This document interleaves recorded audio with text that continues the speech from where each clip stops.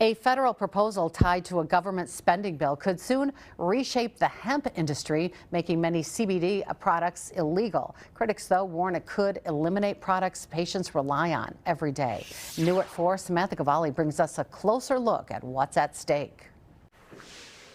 A few drops before bed, a gummy to take the edge off, a cream for aching joints. For some, hemp-derived products like CBD have become part of daily life. It's really been a life-changing career for me. Mark Rosemarinowski started his business after the hemp industry took off following the 2018 Farm Bill. That law made hemp legal, limiting Delta-9 THC to less than 0.3%.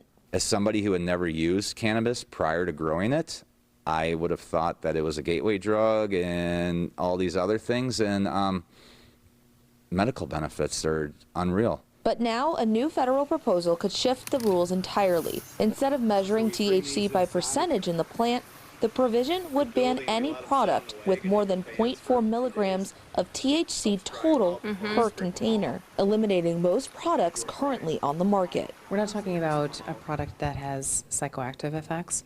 Our patients aren't trying to get high. That scares them. Dr. Kristen Lindgren says more than half of her patients use CBD, often in place of pain medications for sleep, chronic pain, and cancer-related symptoms.